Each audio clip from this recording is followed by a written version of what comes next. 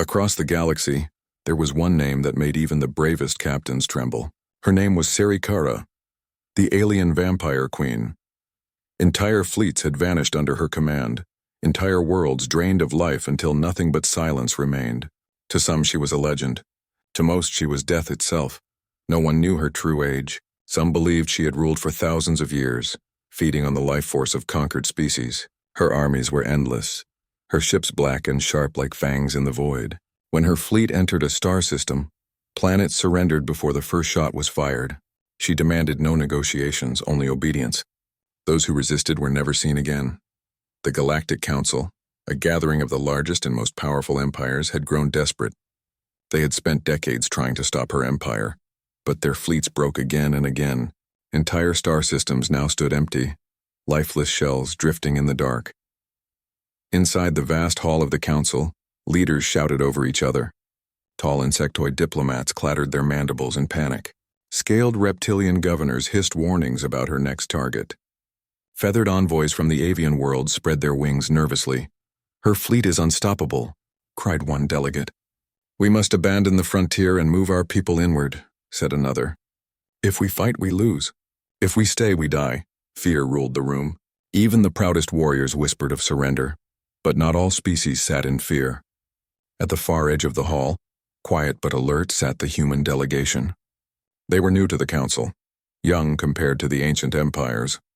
Humanity had only spread across a handful of star systems, yet they had earned a seat by proving stubborn and inventive in battle. Most other races dismissed them as reckless, barely civilized. Among the human group stood a man in a worn officer's coat. His name was Captain Marcus Hale. He was tall, broad-shouldered, with a scar across his cheek from an old battle. Unlike the trembling voices in the chamber, Marcus said nothing. He only watched as the so-called leaders debated running from the vampire queen. The insectoid ambassador slammed the table. "We must surrender the Nerion cluster. Better to lose a few worlds than to face her wrath." The avian delegate nodded quickly. "Yes, yes. Relocation is possible. Sacrifice is necessary." Marcus clenched his jaw. He had seen what sacrifice meant. Years ago, one of humanity's colonies had been swallowed by Sarikara's forces. He was there when the sky darkened with her fleet. He remembered the fear that spread faster than fire. Most had fled, but not everyone escaped. His younger brother had been on that colony. Marcus never saw him again.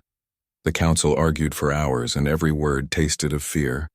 At last, silence fell when the central holo display flickered to life. A black-armored envoy appeared, tall and elegant with glowing red eyes. The chamber froze. Even through the projection, her presence drained courage from the air. It was the queen herself. Her voice was soft, almost gentle, yet it carried the weight of doom. "Children of the stars," she said, "your resistance is meaningless. The next world will kneel or it will perish. You may flee, but the shadows will always find you." Delegates lowered their heads. Some whimpered. None dared speak, but one voice finally broke the silence. "Enough." All eyes turned. Captain Marcus Hale had stepped forward. His boots echoed against the chamber floor as he faced the towering hologram. He looked at her without flinching. "You've taken worlds, you've taken lives, but you won't take another without a fight." A shocked murmur spread through the council. The reptilian delegate hissed angrily. "Human, hold your tongue. You speak to death itself." Marcus didn't move. His gaze locked on the queen's red eyes. Sarikara tilted her head slightly amused. "Ah, a human. I remember your kind. Small, fragile, yet always so loud. Do you think your words mean anything to me?" "They don't have to mean anything to you," Marcus replied calmly. "They mean something to me." The chamber erupted in gasps. No one had ever spoken to her like that and lived. For a long moment, the queen said nothing. Then a small, cruel smile touched her lips. "Interesting. When the time comes, little human, I will savor the taste of your defiance." The hologram faded, leaving the chamber in silence once more. The council exploded into panic. "Have you lost your mind?" one shouted. "You will doom us all," cried another. "You provoke her and we will pay the price." Marcus turned to face them. His voice was steady, carrying across the chaos. "You're already paying the price. Every time you run, every time you surrender, you make her stronger. She doesn't need your planets. She feeds on your fear, and right now you're giving her a feast. The hall grew quiet. No one answered. Marcus finally spoke again, softer but filled with iron. I won't run. Not again. If she comes, I'll stand my ground, even if I'm the only one left. The other humans rose behind him, their faces set with grim resolve. A few nodded, silently agreeing with their captain. The alien delegates stared at them as if they were mad. Who would stand against the vampire queen when all others fled? But for Marcus, the choice had already been made long ago. He remembered his brother. He remembered the colony that vanished. He remembered the cold silence of space after the screams ended. He swore that the next time the queen came, humanity would not bow. That night, as the council dismissed in fear, Marcus stood on a balcony, overlooking the stars. The vampire queen's fleet was already on the move. Soon, she would strike again. The galaxy would run, but he would not. For Marcus Hale, one truth burned brighter than fear. Humans don't run from monsters. They fight them. The stars were quiet, but the silence was deceptive. The galaxy held its breath, waiting for the alien vampire queen to strike. Across countless light years, entire fleets fled at the first sign of her black armored ships. But not every world bowed. Not every human would cower. On the edge of the Terran frontier, Captain Marcus Hale stood before a small squad of human volunteers.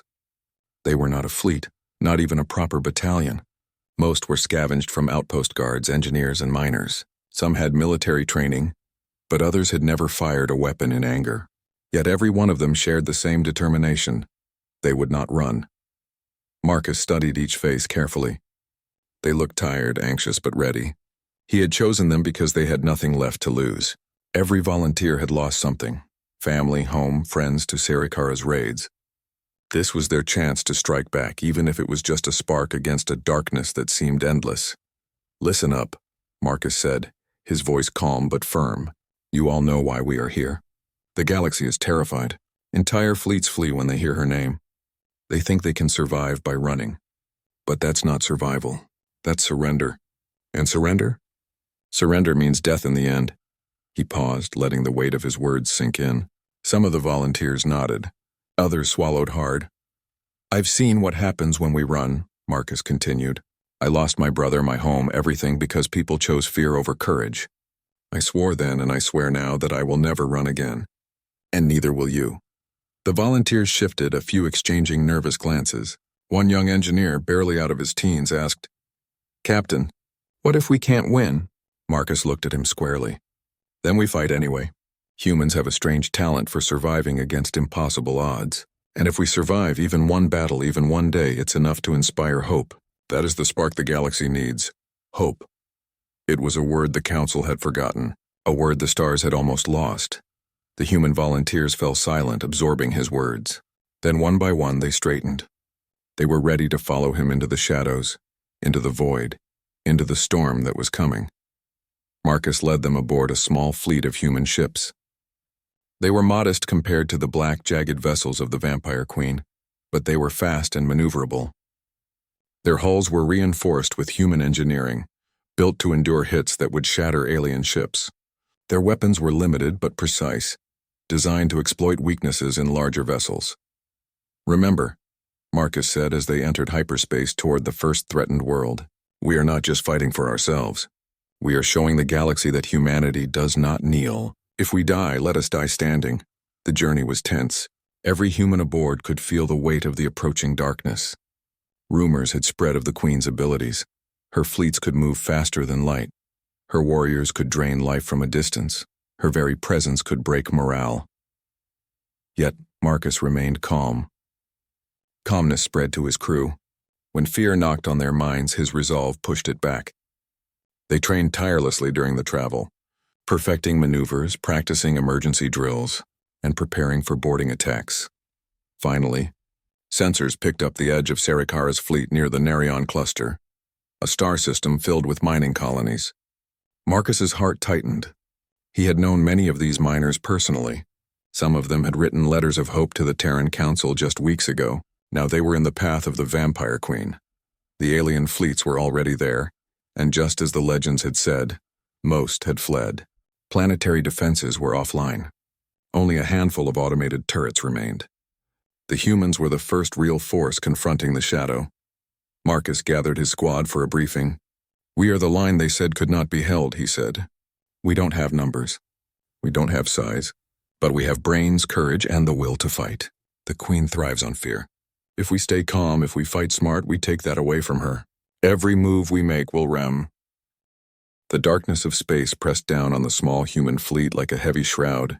Black, jagged ships of the Vampire Queen hung at the edges of the Nerion cluster, their shadows stretching across planets and moons. Marcus Hale stood on the bridge of his flagship, the Resolute, staring at the void. This was it. The first real test. The first clash against the legendary fleet that had made the galaxy tremble. His volunteers were tense but focused, the quiet hum of ship engines and distant stars filling the heavy silence. "Captain," called Lieutenant Dana Reed, a veteran of frontier skirmishes. "They're moving into formation. They've noticed us." Marcus's jaw tightened. "Good. Let them see that we're not running." He turned to the squad assembled behind him, young and old, seasoned and inexperienced. "This is why we are here. The galaxy thinks she is unstoppable. She has taken thousands of worlds, destroyed countless lives. But she has never faced humans who refuse to flee. Today we show her the price of defiance." The human volunteers straightened. Their hearts pounded, but fear did not control them. They trusted Marcus, and in that trust, courage grew.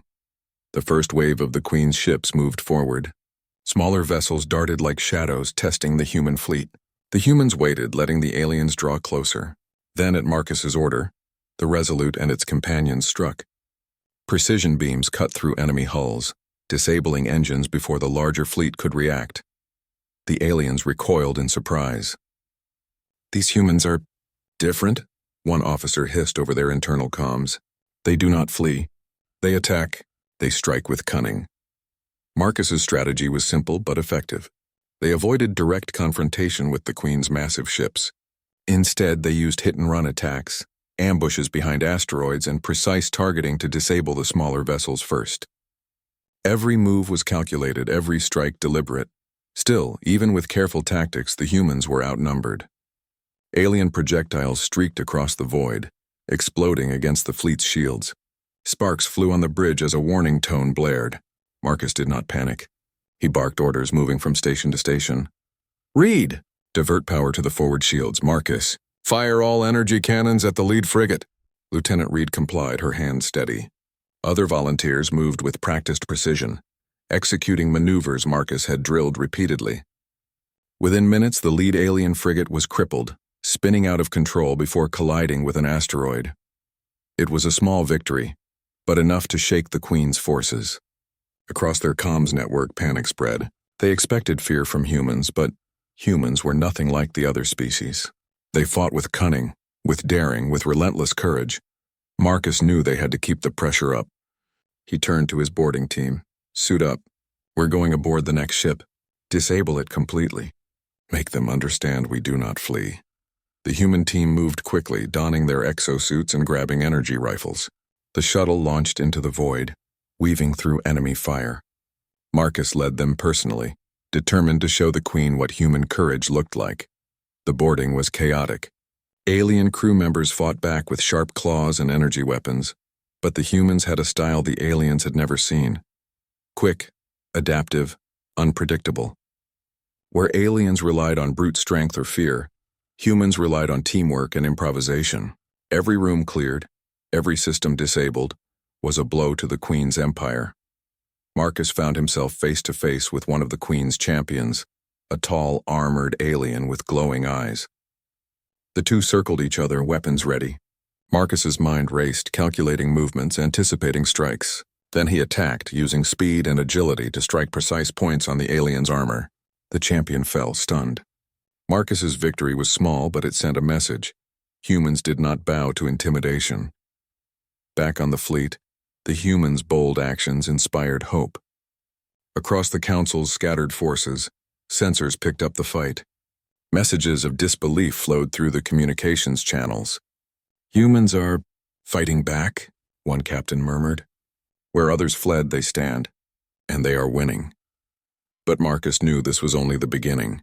The Queen herself had not arrived. Her presence could crush the morale of entire fleets with a single word or gesture. For now, the humans had to survive long enough to make an impression. Hours passed in a tense rhythm of attacks and maneuvers. Alien ships fell one by one, their numbers shrinking, their confidence shaken. But still the darkness lingered. The Queen was coming, and every human aboard knew it. During a brief lull, Marcus gathered his team in the command room.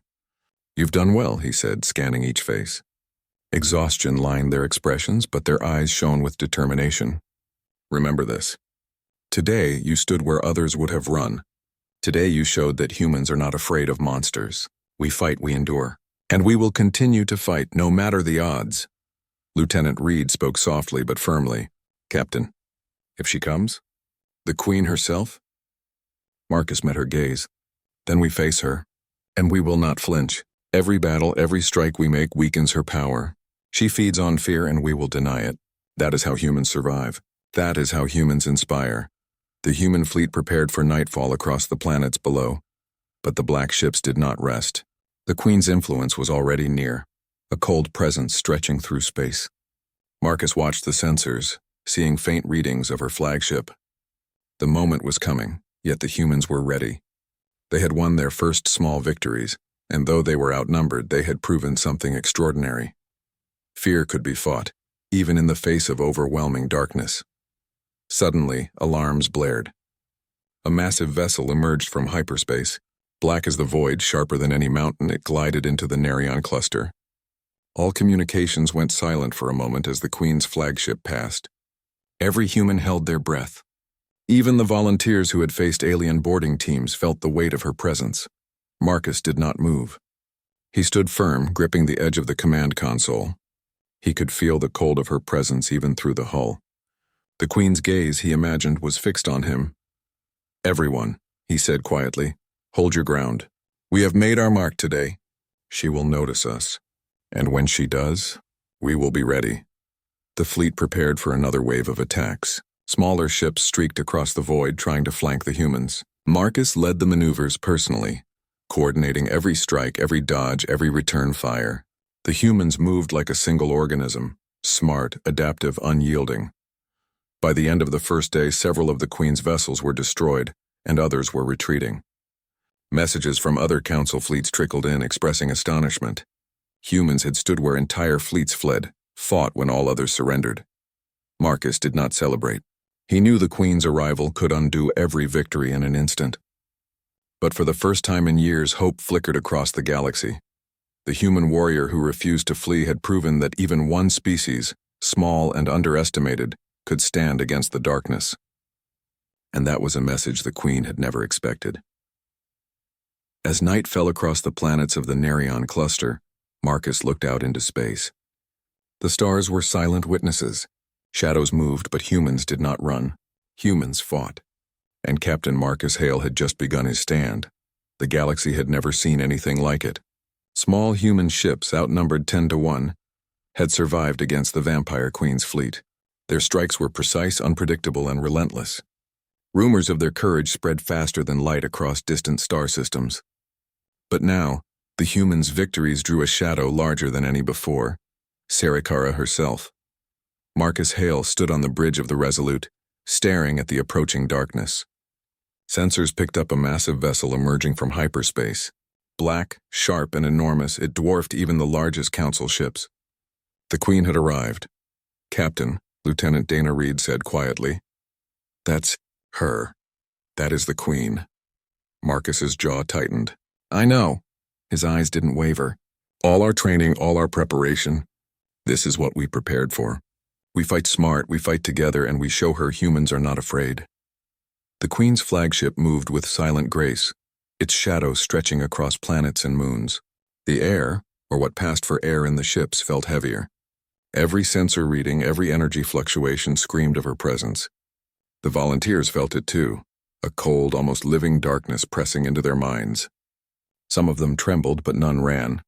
Marcus walked among them, placing a reassuring hand on shoulders, offering quiet words. "Remember why we are here. We do not flee, we fight. Today the galaxy watches humans who refuse to bow." The first wave of her warriors deployed, ships and boarding teams, all faster and deadlier than anything humans had faced. Yet Marcus's fleet moved like one, anticipating strikes, dodging attacks, disabling smaller ships before they could strike. Their coordination confused the Queen's forces. The humans adapted instantly to any situation. They were unpredictable. From her flagship, the Queen observed with red eyes glowing like fire through darkness. Centuries of domination had never prepared her for this. "Why do they not fear me?" she whispered to herself, her voice echoing through the void. "Why does one human stand so tall while all others flee?" Marcus's voice came over the comms, calm and steady. "If she thinks fear will stop us, she's wrong. Humans do not bend, we fight. That is our strength. That is our way." The Queen narrowed her eyes. The small human captain intrigued her. "No." The Nerion cluster was a battlefield of shadows and fire. The Vampire Queen's fleet, vast and terrifying, had returned with greater fury. Her capital ships cut through space like black knives, and her warriors moved with predatory precision. Across the galaxy, other fleets watched from afar, frozen in fear, unwilling to intervene. The legend of her invincibility had spread too far, too deep. But Marcus Hale did not flinch. On the bridge of the Resolute, he stood tall, scanning the battlefield. His volunteers were exhausted but alive, inspired by his unbroken spirit. They had survived waves of alien assaults, held their positions against superior numbers, and even struck back at the Queen's forces. "Captain," Lieutenant Dana Reed said, her voice tense, "they're focusing on us. They've identified our fleet as the source of resistance. If we fall—" Marcus cut her off. "We will not fall. Not today. Every strike we make weakens them. Every victory we achieve inspires others. The galaxy is watching, and they will remember that humans do not flee." Across the void, the Queen's flagship loomed larger, her presence radiating like a storm. She had observed Marcus, and she knew that defeating him would crush the morale of his small fleet. But he remained calm, resolute, fearless. For centuries, she had never encountered such defiance. "Captain Marcus Hale." Her voice echoed across communications, smooth and deadly. "You are bold. Perhaps too bold. I will show you why no one can resist me." Marcus squared his shoulders. "Try all you want. Courage is stronger than fear. Humanity refuses to bow." The battle began in earnest. The Queen unleashed her full force. Swarms of ships cut through space at impossible speeds. Boarding parties prepared to descend on the human vessels. Energy beams lanced through the void, lighting up the darkness like stars exploding. Marcus commanded with precision. "Flank them. Disable the smaller vessels first. Keep your shields up. Fire when ready." His voice carried over the comms, steady and calm, a beacon for his volunteers. The humans moved as one, weaving through attacks, striking where the aliens were weakest. They dodged, they countered, they adapted. Every human aboard the Resolute and her sister ships knew that failure meant death, yet they fought with unmatched courage. The Queen's psychic presence surged again, sweeping across the fleet. Many of Marcus's volunteers faltered, their hearts pounding in terror. But Marcus stepped forward, raising his voice over the psychic wave. "Do not give her your fear. Hold focus! Stand your ground!" Slowly, the humans regained their focus. Shields realigned, weapons fired, and attacks continued. Their defiance was unbroken. The Queen's psychic influence, once absolute, was now challenged by their courage. Seeing this, the Queen's anger grew. Her elegant fingers traced across the controls of her flagship. She unleashed a squadron of elite warriors, their armor black as midnight, their movements deadly. Their mission was simple: destroy Marcus and his fleet. Marcus anticipated their approach. "Brace yourselves," he shouted. "Split into 2 squads. Use the asteroid field as cover." We hit them from all sides. The volunteers executed his orders flawlessly. Ambushes, precise strikes, and coordinated attacks turned the elite squadron into a chaotic mess. Ships spun out of control, destroyed by human cunning rather than sheer power. For the first time, the Queen's forces experienced real fear, not from Marcus, but from the humans' determination to survive. Marcus took a deep breath and made a bold decision. He piloted a small strike ship directly toward the Queen's flagship, dodging beams and energy bursts with careful precision. His goal was simple: reach the core systems and disrupt her control over the fleet. Lieutenant Reed protested. "Captain, that's suicide." Marcus shook his head. "No, it's necessary. If we can strike at the heart, even for a moment, it will inspire the galaxy. Fear is her weapon, and we must break it." With practiced skill, Marcus's strike team breached the flagship's outer defenses. Alien warriors fell to his precise shots, their strength no match for human adaptability. He moved through corridors, disabling systems, planting charges, and sending commands back to his fleet to exploit the chaos he created. Finally, he reached the command deck. The Queen's eyes glowed red as she confronted him directly. She had never faced a mortal so fearless. Centuries of domination had not prepared her for this. "You dare enter my ship?" she hissed. "You will die here, human." "I don't fear you," Marcus replied calmly, raising his energy rifle. "And that is why you will lose." The battle between them was swift and intense. The Queen's speed and power were unmatched, but Marcus relied on his cunning and agility. He dodged her strikes, targeted weak points in her armor, and used the environment to his advantage. Each move was calculated, every decision precise. For hours, the two clashed, predator against predator. The Queen unleashed her most deadly abilities, but Marcus adapted, never yielding. Finally, with a desperate and perfectly timed strike, he hit a critical system in her flagship, causing a surge of energy that disrupted her control over the fleet. Explosions rocked the ship. Alien vessels faltered, some drifting helplessly in space. Across the Nerion cluster, the human fleet seized the opportunity, striking decisively and destroying or disabling several of the Queen's ships. The Queen recoiled, furious. She had underestimated the humans' courage and resourcefulness. Marcus had done what no other species had dared. He had struck at the heart of her empire and survived. Marcus's squad regrouped on the Resolute, battered but alive. The volunteers cheered quietly, proud of what they had achieved. They had survived against impossible odds and proven that humans could stand against darkness itself. Marcus looked out across the battlefield. The Queen's flagship began to retreat, at least temporarily, her forces in disarray. He knew this was only a temporary reprieve. She would return stronger, angrier, but for now the humans had a victory, a spark of hope in a galaxy consumed by fear. He turned to his volunteers. "Today we have done what no one else could. We have shown that humans do not run. We have struck fear into the heart of the Queen herself. Remember this. Remember what we achieved. The galaxy is watching, and now so is hope." Lieutenant Reed smiled faintly. "Captain, you did it. You actually did it." Marcus shook his head. "We did it. Every one of us. Courage is stronger than fear. Humanity is stronger than darkness. And as long as we stand together, nothing can stop us." The Nerion cluster was scarred, but alive. Alien ships retreated into the void, their fear of humans growing. Across distant star systems, messages began to spread. Humans had faced the Vampire Queen and lived. Humans had stood when all others fled. Marcus Hale knew this was only the beginning. The Queen would return. The battle was far from over. But the first decisive blow had been struck, and the galaxy would never see humans the same way again. As the Resolute moved through the shattered battlefield, Marcus looked at the stars. The darkness was vast, but humanity had shown it could endure. One warrior had refused to run, and in doing so had sparked a fire that could inspire an entire galaxy. The Queen may have been centuries old, feared beyond imagination, and seemingly invincible. But Marcus Hale, the human who refused to flee, had shown that courage, determination, and strategy could challenge even the greatest darkness. And for the first time, the Vampire Queen knew that a species she had dismissed as weak might just be her greatest threat. The stars of the Nerion cluster were still burning with the remnants of battle. Smoke and debris drifted across space, the aftermath of an engagement that few had thought humans could survive. The Vampire Queen's flagship had retreated, her forces scattered and demoralized. For centuries, no one had dared to oppose her directly and live. On the bridge of the Resolute, Captain Marcus Hale stood silently, gazing at the remnants of the enemy fleet. His volunteers moved among the consoles, exhausted but alive, their eyes reflecting the faint glow of distant explosions. Every ship in the small human fleet had survived, though some bore scars from the battle.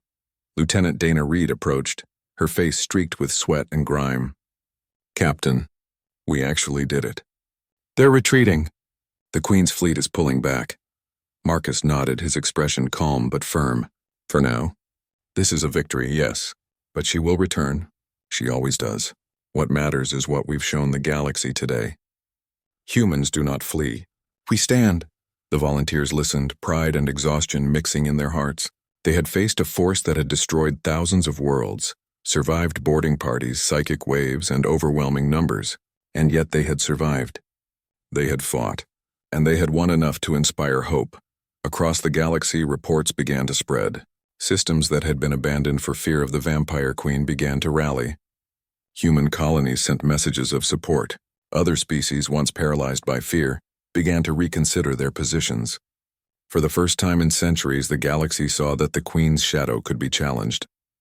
Marcus moved to the communication console and broadcast a message to every nearby system. His voice was calm, resolute, and carried across space. "People of the galaxy," he said, "we have faced the darkness that has haunted us for centuries.